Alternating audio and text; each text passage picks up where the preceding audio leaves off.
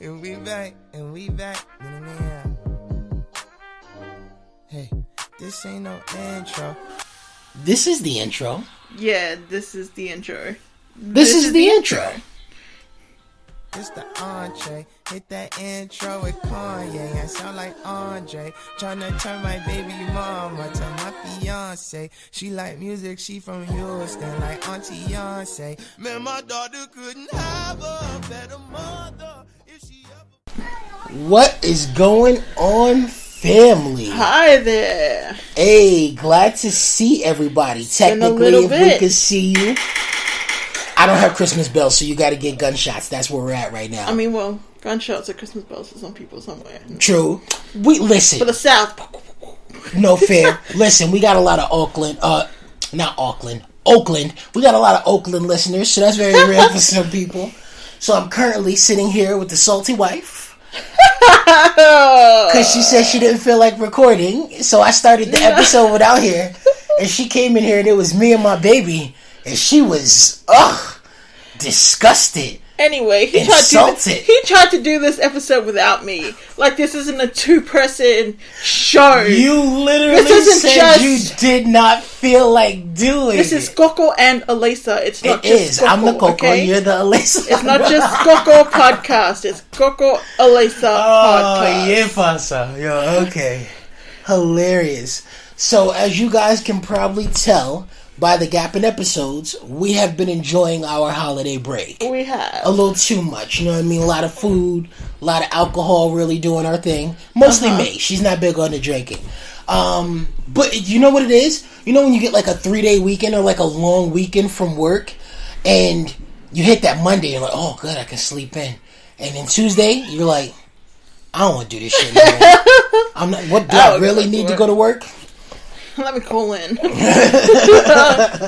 So it's when you take a little gap, sometimes it's harder to jump back in. But this is so big. Originally, we were going to do Home for the Holidays Part 2. Yeah. And go and build on what we established last Christmas. But this is big. This is a lot bigger because this isn't just a normal end of the year. Yeah. Like, this is the end of a decade. That's really massive. That is. And I feel like for some people, it's a big deal. For other people, it's just another year. I was actually just thinking that. Like, it only matters if you give it significance. For other people, it's just another day, just another year. But for us, I will say personally, it's a big deal.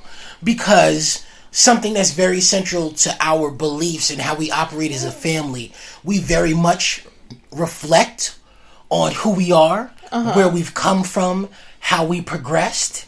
You know what I mean? Things that we've improved on, things that we can do better on. And so this is a major deal for us. Because if you want to get technical, like, this decade encompasses all of our lives together. Our marriage. Yeah. The birth of our children. You know what I mean? Traveling the world together. Everything that we've accomplished.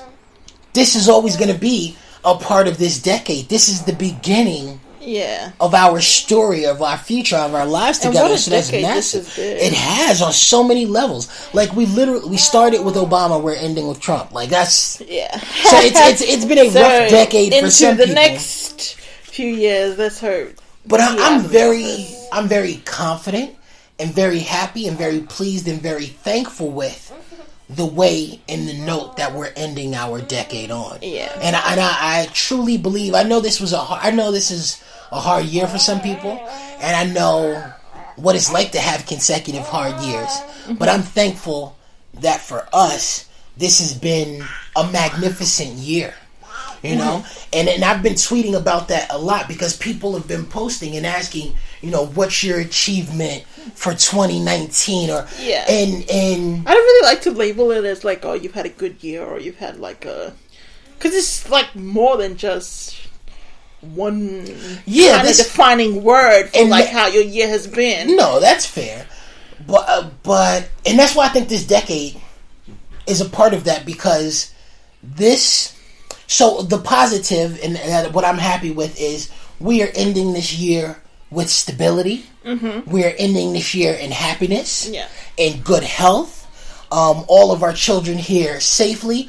Us being in a good space, mentally, physically, emotionally, financially, and looking to move into a great space in all those aspects moving forward. Yeah. And it's a blessing to be able to not just be where we are, but have the mindset and the desire to move forward beyond that and do better and achieve more.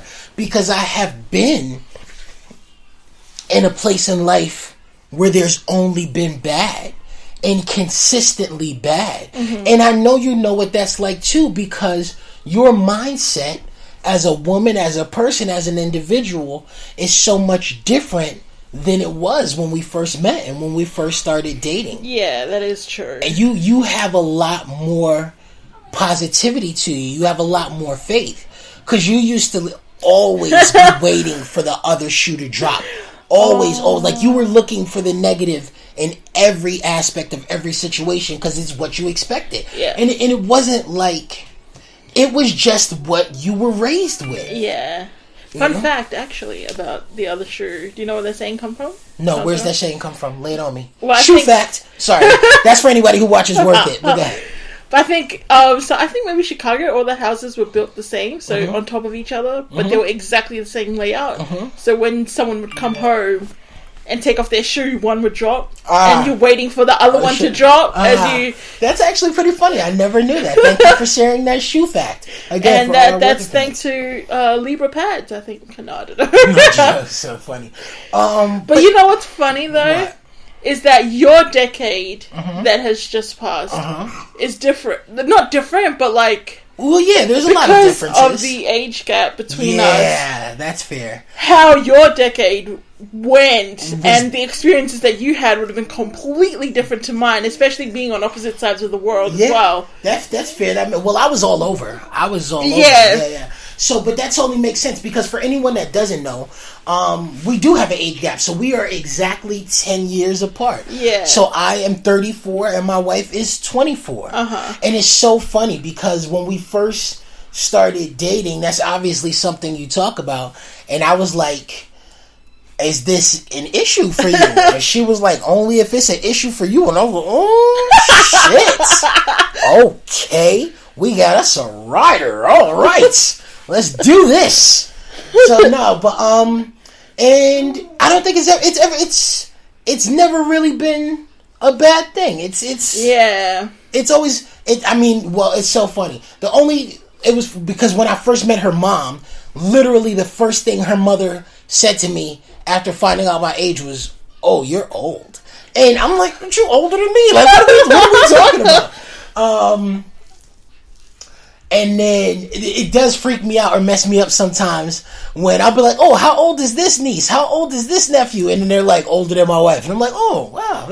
On your side, right? Yeah. It's a little different, awkward. And it's funny because our youngest is 5 months, and you have a niece. So you have a cousin who has a grandchild now that's 5 months. Ebony, yeah. Oh my God, yeah, Janiyah is so funny. So it's like and that's the thing. Everyone's at different stages of their life, and that's kind of where we just touched on the decade thing, and how it is for some people, because trying to literally remember everything, even major things over the last 10 years. Is such a big but for me, and the reason for me it's a little bit of a blur is because literally in the span of those last 10 years I've lived in like 7 different countries. Yeah, you're a bit of a nomad. Sincerely, like constantly country hopping and location changing, and like I spent 7 of those 10 years living out of 2 bags. You know what really emphasized the age difference once to me? What? Was when you were talking about the end of the world thing with how all the computers were. Oh my God. And I was telling her, what the fuck are you talking about? I was telling her about Y2K. And I was like, what is Y2K? I was super angry that I had to spend Y2K in church. And I don't think many people who are listening right now would know what Y2K is. Maybe that was No, we have a good age range. We have a very good age range for our listener base. Heinz definitely knows what Y2K is. So go, explain to them what Y2K is. Okay, so for anyone who doesn't know, Y2K was this, when year 2000 happened, right? When we rolled over from 1999, they realized that there was a mistake with the computers. Because when all of these programs were originally written and designed, no one ever really thought about us making it to the year 2000. And so there was just an extra zero that rolled over, but the computers didn't account for this. Yeah. And so this was supposed to be this thing that was going to end us, because all the financial systems were going to crash. All the computer systems were going to crash. Everything was going to malfunction and break down because no one had really prepared the system for the year 2. And I mean, there was this big pen. People built bunkers and went to live in their they went to live in their bunkers and shit. And I mean, just all types of craziness. And I remember I was young. I was wild young. And I was super salty. Let me do the math on it. But I was super salty sitting in church. And I was like, this is not how I want my fucking last day on earth to be spent. Why do I have to sit in church for the next 6 hours? I've never even tasted alcohol before. I was so angry. You would have been what? I don't know. I'm about to do the math right 15. Now. You'd have been 15 because I'd have been 5. Oh, true. So, yeah, no. And she was like, all of this was like foreign to you. And yeah, you had well, never heard of it. I was 15. I was like, yeah. I was like, what the fuck? I don't even know how Y2K went here. But that brought the age difference into perspective. But that's funny because I think it was 2010 or 12 with the Minoans calendar or the Greek. Oh, the Mayans? Yeah, and it was like, oh, the world is gonna end, like... Yeah. So that was like the end of the world shit for me, because I was in high school then, and it was it's still very heavily Mormon. Yeah, so... And meanwhile, all of the prophets have been predicting the end of the world every 10 years for like the last 40 years. The second coming is here. You need to prepare yourselves. And I was like, oh, fuck. Yeah. Prophets be in their bag. So, but by that point, like for me, too, I'm like, I'm not concerned. I've been through this one. That's crazy. So yeah, you never told me that. I didn't realize that like put that in perspective. But yeah, so what else? Obama was a very big thing that affected the world. Huge. He was the first black president of the United States of America. Yeah, and that had impact globally. I mean, America's handling a lot of that impact now. Oh, you know what is so cute? Is young kids now. There were kids who the only president they had ever known was a black president. Barack and they're Obama, like, this one kid they're like, oh, what do you want to be? Do you want to be the president? And the kid was like, I can't be the president, Dad. And he's like, why? Why can't you be the president? And he's like, I'm not black. He's like, he thought only black people could be president. But that's exactly why they put Trump in office, which is rough. That's hilarious and beautiful and priceless. But I remember having this conversation in 2014 when I lived in Oregon, right? And I think we've even had this conversation, and I've said it to you. It's like when we first started dating. You had never really given much thought to being Samoan. It's just something that you were and you knew. Yeah. It wasn't a big deal. Mm-hmm. But I talked so much about Tonga that it made you like defensive of your Samoanness. Put my back up against the wall. So you were it made you be very loud and proud and guarded about, your pride as a Samoan because of how everything for me was about Tonga. And that's exactly what happened. You're not married to Tonga, okay? You're married to Samoa over here. Yes, I know. But that's what happened with Barack Obama.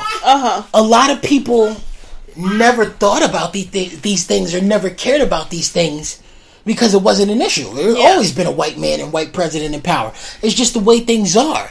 And so it wasn't that he made a lot of people Republicans. He just made them understand that they didn't like black people or people of color in power over them, and they made It's not that he made them racist. He made them understand that they were racist. Yeah, and it kind of really sucks because as much as it is like great to see visually and just the impact of having a black president and what that does for you know, like kids growing up and stuff like that. It's just sad that he couldn't.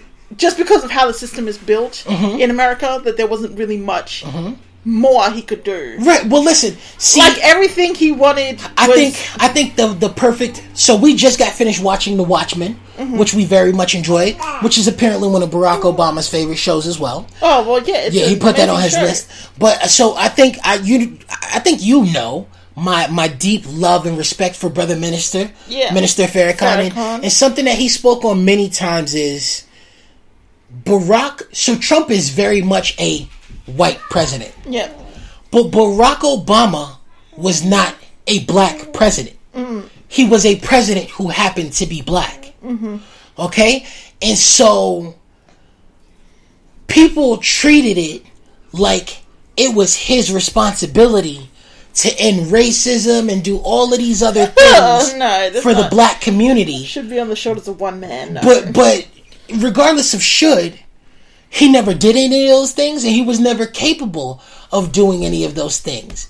Because whereas a white president can do, particularly favors white people, if a black president or a president of color was to do something that favored people of color, they would try and destroy them. And there'll never be another black president again. Never. I don't know if there will be now. But you know what I mean? Sincerely. But so Cornel West and a number of other people and myself were very, very critical of Barack Obama his entire time in office. And for me, the reason that was the case was because I did not like, and I was very angry about a lot of the mindset that came into office with him. Not the hope, not the desire for change. In his 2 terms, in his 8 years in office, he did some amazing things that have all been unraveled now. But for the economy, for the environment, for people, for the laws, he did some things that I agreed with that other people didn't.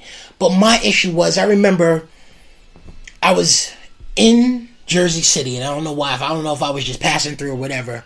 But I was sitting in the back of the bus, and there were 3 old black dudes, and they were very happy and very proud that they had a black president and that Barack Obama was in office, and that I had no issue with. But what they said was, got him in office now we just gotta wait and see. And that burnt me up. That shit made me so angry, because that was so many people's mentality. Yeah. Now we just gotta wait and see. The belief that because you achieved one thing, that you could lay back and stop, and you didn't have to make any more effort or put any. No, that was literally just the tip of the iceberg. Yeah. That was all shit. All right, now it's go time. Now we really have to fight. Because this shit that nobody thought could happen, happened, and they are going to come back on us so hard. Yeah. And I think that for me was the most frustrating aspect. And it's very hard because you don't want to be the person that's stealing people's joy. Yeah. You know what I mean? And for a lot of people, that was just a happy thing. It was just a beautiful thing. Like you said, there are so many kids that were born that for those 8 years, the only thing they ever knew was a black president. You know, there are so many people that were still alive that had lived through slavery. Yeah. Because slavery actually wasn't that long ago. That lived through slavery. So to come from being property to seeing someone that looks like you in office, it feels great. But even beyond, that's no. Feels great is not big enough to really encapsulate how big that is. You were property. You were literally old enough to have been here. So we've had some amazing things. I think it's nuts that we still have people who are alive who don't believe in climate change. Yeah, namely Mr. Cheeto, president. Well, no, not even just him, but I just think that whole generation. I think I'm very critical of our elders, and we've had this conversation a lot. Like, I call it waterholes age. Like, if you were alive in the civil rights, there's a lot of things I'm not willing to talk to you about, because there are a lot of things that older people believe that are not okay anymore. There's a saying that I learned and that I hold on to because it's very important, and I think I apply it a lot to our elders, and it's hope for the best, plan for the worst, right? And the way that applies to this is Bill Burr tells this joke, right? Bill Burr is a comedian who's on The Mandalorian. Hey, shout out to our Mandalorian fans. We love you. If you haven't seen it, check it out. But Bill Burr is a comedian, and he's talking about who was the NBA owner that got in trouble for saying racist things. Not that narrows it down. Donald. And so he said, listen, he's not being hateful to him in his mind. He's just old. He's too old to talk publicly anymore. He said when he was young, it was okay to believe all of that shit. So to him, it's not even like he's going out of his way to be malicious. This is just the shit that he grew up with. And I recognize the truth of that statement. And that's not forgiving, and that's not saying it's okay. But the two factors for me is once you get to a certain age, it's very hard. People don't change. People don't really change at younger ages. But once you get to a certain age, there's this power, this belief in your mind that you are right about all things. You've lived long enough and earned the right. You are an elder. No one has the right to question you. What you say is what it is. And so between that mindset and all of the things it was okay to believe that are no longer okay, I keep my distance from a lot of situations where elders are involved, because I know that even we're going to hit that point. So climate change is one. Climate change is one of those things. Gay rights. Everything surrounding the LGBT community. Which that is actually something that I'll always remember from this decade is not Matidia today. This man in New Zealand politics parliament, his speech for gay rights, marriage equality. Marriage equality in New Zealand. So that's one thing I'll always remember from this decade. And I'm very happy and proud that we've made the progress in that.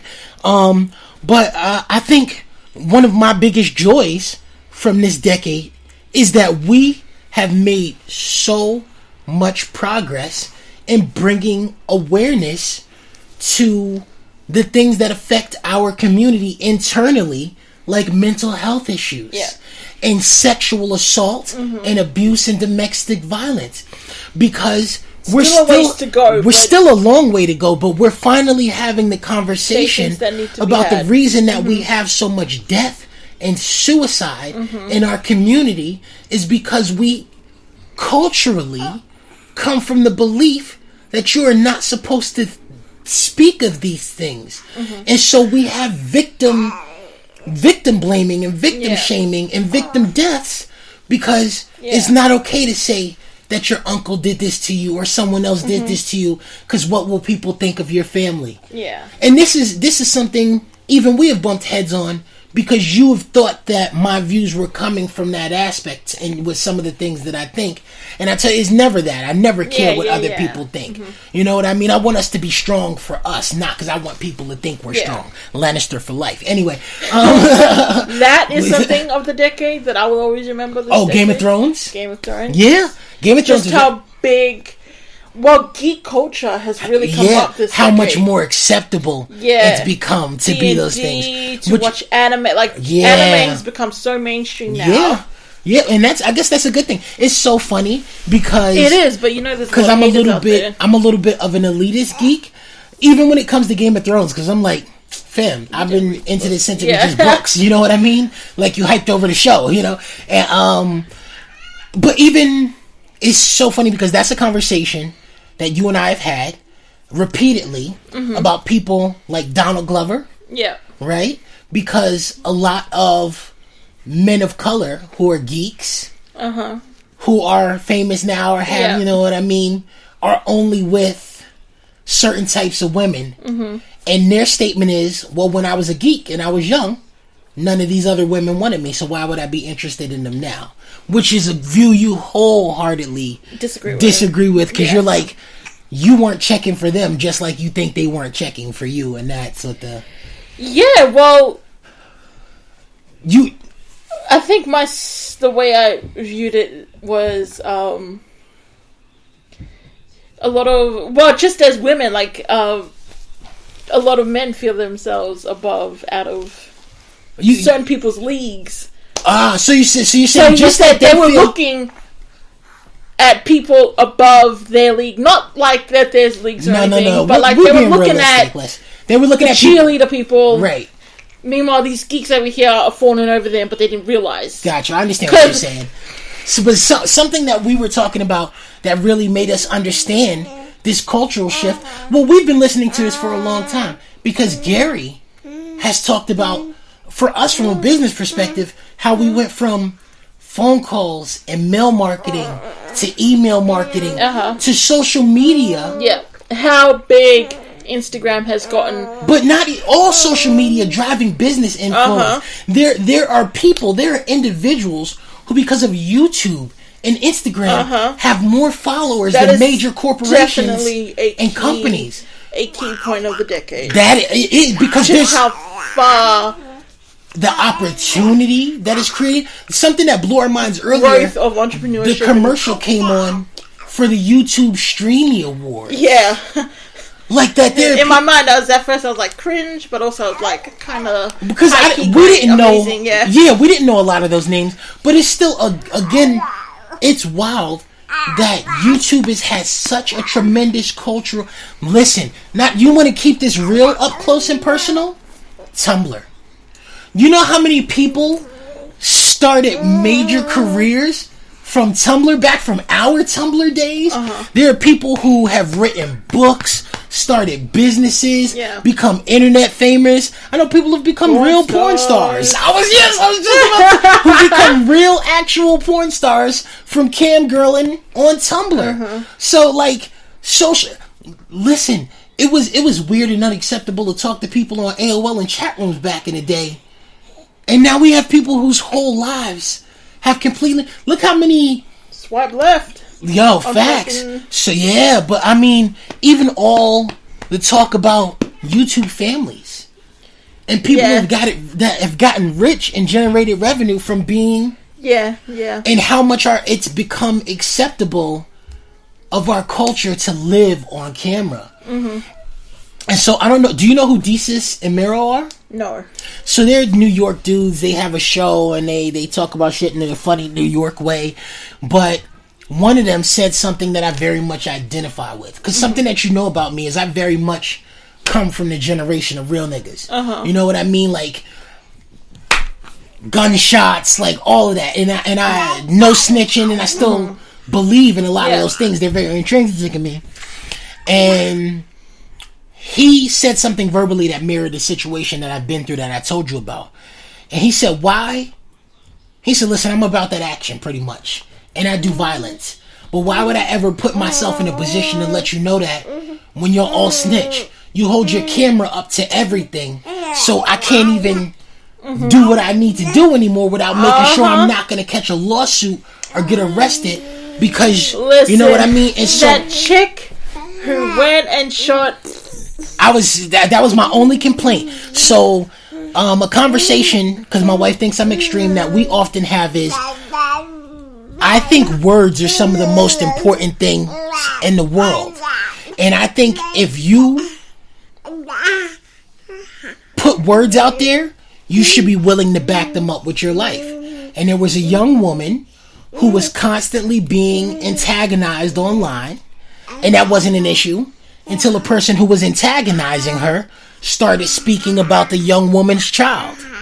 So she shot her. And I completely agree with her. And I was perfectly okay with this, even though the young woman passed away. My only complaint was she recorded it all on Snapchat, getting herself life in prison. That was the only part of that I disagreed with. But that is very much... I remember when all of this stuff was coming into effect. Because when you could tag yourself and your location on Facebook, and people were using Foursquare to tell everyone where they were at and what they were doing. And I was never a fan of that. I don't even really like people knowing what country I live in. No, you know what I mean? If I know where you are right now, never mind. No. It's good. It has safety purposes. Because let's say my best friend, what up, Mac? Let's say my best friend is on a date with a dude and she doesn't feel safe. She can share her location. Yeah. That I'm okay with. But being on Google when it first started and just sharing my location openly and letting everyone know where I'm at all the time, I was never comfortable with that. Especially since, the government does it anyway if you own a cell phone or things like that. So something big for me this decade is just how influential Black Twitter is. And just, I feel like it's always been the case. Black culture. What did Jay-Z say? Jay-Z literally said it. Black culture moves the world. So, but I feel like but when black people speak on how black culture moves the world, and everybody wants to be party to and wants a piece of and wants to profit from black culture, but they don't have that same love and affection for black people.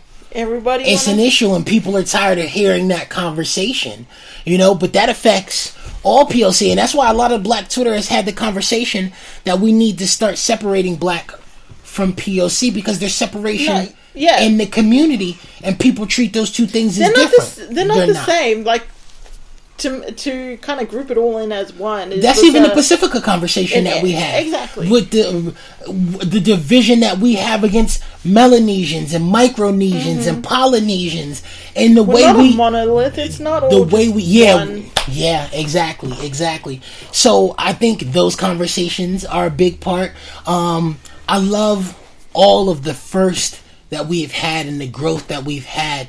People like Ava DuVernay becoming household names. Issa Rae. Just the level of women. Yeah, that have taken these roles, like the representation that they have created in the industry, the spaces, the doors that they have opened. And I think that's a beautiful thing. So there's a lot to celebrate. There's a lot to reflect on. I think one of the major things that has affected our people, and something that we still have to take a lot more serious and get other people to take serious, is climate change. How dangerous and detrimental and harmful things have gotten in recent years, and how we have essentially run out of time to reverse a lot of these things that are sinking our islands. And changing the world permanently. So I think that's very big. That's definitely key. Something that I will always remember from this decade as well. Climate change. Just how bad, and at that literal brink that we are at now. And that we the inaction of our freaking nation. Like, you don't want to declare a climate emergency. You don't want to look. Not even to highlight tragedy, but it's perfectly understandable how this happened. It's perfectly understandable how climate change became an issue. It's perfectly understand how a lot of things became an issue, because look at anti-vaxxers. Look at what just happened in Samoa. Yeah. Because people were spreading the belief that you don't need to vaccinate your kids. And how that conversation... Samoa's a little bit different. We don't necessarily have the resources to vaccinate everyone. Had vaccinate everyone, and we're kind of like an isolated place. But for me, it's more about how a conversation can change people's mindsets and take you into a very dangerous place. Because inaction is a choice. And we have these conversations, and sitting on the fence is a choice. It is, and we pretend that it's just our opinions and our views, and that it's okay to share these things because they don't harm anyone. But sharing these views led to over 80 deaths. Sharing these views and perpetuating the belief that climate change is not a real thing has our island sinking. You know what I mean? Like, the not having conversations can cost people their lives. And I think these last 5 years have amplified and exemplified that very much. I'm thankful for a lot of growth. I feel like, go ahead. Something that I will always remember this decade is Beyonce. Oh, that's listen. She Let has me sit that on you. Yeah, yo, she's changed the world. She really has. She's literally changed the world on so many levels. Not even just musically. You know what I mean? But the achievements, the accolades, the gaps. Mm-hmm. Queen. I'm speaking on that. I'm very happy. And her yes, line. I was just about to say it. I'm so happy for and proud of Riri. Oh my God. Shutting down the makeup game, the lingerie game, you know? It's so many years women of color have asked for representation in makeup and for quality products. And nobody wanted to do it. Like they didn't matter. They get what they got. And then Rihanna did it, and they tried to change their whole fucking blueprint up because she was crushing their business. This little woman from a little island who nobody had never heard of, who made herself a household name and started changing things for women all over the world. You know what's something that always make me laugh is someone was interviewing her and was like, "Oh, can you speak how do you say like a certain word in your language?" Yeah. And she was like, she looks so confused because they don't speak. Like they speak English. Exactly. Yeah. So she's like, we don't. It's not like French where you get a whole different. It's the same shit you say. Like, it's just an accent. Fucking white people, man. So yeah, it's been a lot of. I'm so thankful for a lot of those things too because they've been inspiration for us. Part of our goal for 2020 and moving in to the next decade. For us is doubling down and being more serious and consistent and committed with our business so that we can do our business full time and take care of our family and grow our investments. And that's our end game. That's our goal. We're not trying to retire 30 years from now. We're trying to be fully retired within the next 4 years. Full stop. My goal was to be retired by 35. I mean, we've gotten pretty close to that. We've been working pretty hard. Well, listen, you never know. We can make it by next year if we do. If we go real hard. We win the lottery. Well, not even win the lottery. Realistically, I know. I don't really joke about that stuff. I know. But it's doable. It's completely doable. And we know the blueprint. How long does it actually take to hit? 2 years. 2 years. It only takes 2 years of consistency to blow. So it's very doable and achievable for us. And we've been putting in the work for so long that realistically, we're in a space where all we need is a year because we've laid so much framework. But anyway, but that is a beauty for me of closing out. I'm looking forward. What are you looking forward to in the next decade? I'm very much looking forward to seeing our girls grow and mature and who they become and who they turn into. Yeah. Because by the end of the next decade, my youngest will be 13. Yeah. 12. She'll be 12. Yeah. She'll be a teenager. It's crazy. I mean, my oldest will be a teenager. Oh my God. Shota will be a teenager. Yeah, I'm definitely looking forward to that. Having your first boy? Oh, okay.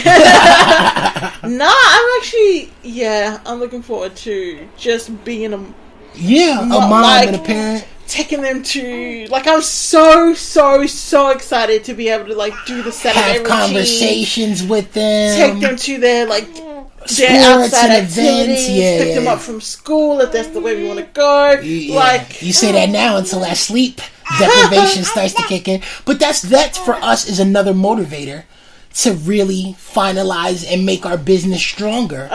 Because if we're working for home for ourselves full time, the amount of family time that gives us, and really the ability to be present in their lives. And something for me, I want the next 2 years to really be about my health.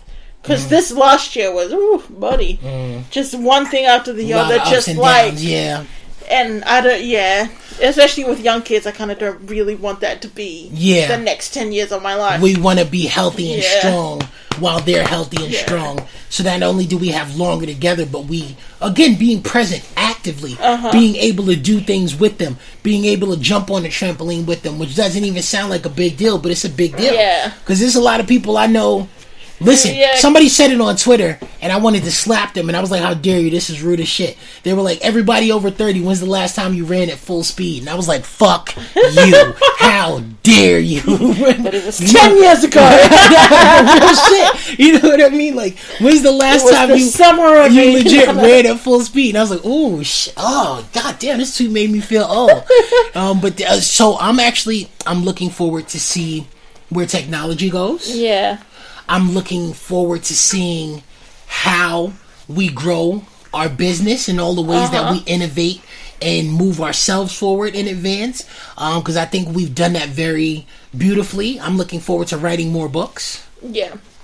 I'm just looking forward to see where Pacifica, just the community goes with, like, just how musically, just how talented we are. Musically talented. We've had a lot of big leaps. I want to see more writers. Like, I want to see more books. Like, when I go to a bookstore, just see... Shout out to Stan Walker and Stevie J. And, I want to see more Pacifica out there in the world. Yeah. Being known for more than just wrestling and really making a name for ourselves. We can't keep everything on Cliff Curtis's back forever, okay? Taika Waititi, we need more of him. Yeah, facts. Goofy ass. But, so yeah, I think there are a lot of, as much as there is hard work and things to get through and hardship, I think there's a lot of beauty and possibility on the way as well. And another thing, this is what, like our third year? Doing Cocolesa? Yeah. But thank you so much, guys, for all your love and support and the way that you've helped us grow and the things that you've helped us learn and the impact that you've allowed us to have on your lives and that you've had on our lives. You know, we're going to look up the Cocolesa birthday, the first episode we ever put out, and we're going to do something big. Okay, that sounds good. We're going to do something big. I think that's dope. You know, but we need to listen to that first episode and see. Oh, that's going to be so cringe. Yeah, that's going to be super cringe. But, yeah. We hope you guys had a great decade. We hope you close it out well, in strength, health, positivity, moving in the direction you want to go in. We hope you all have an amazing New Year and that you've had a great Christmas. And if you don't celebrate those things, a happy Kwanzaa, happy Hanukkah, happy Yule. We missed it, but we hope you all had a good Eid. You know what I mean? Yeah. Like, because we know that we don't just hit one spectrum. Yeah, no. We are so many different things. And for all of us who are non-secular, like, we love all of you. We love all parts of us. And we're so thankful to share this journey together. And we really look forward to seeing you guys in the new year. And we wish lots of love and prosperity in the new year and strength to all of us. We wish you the best, family. Fa.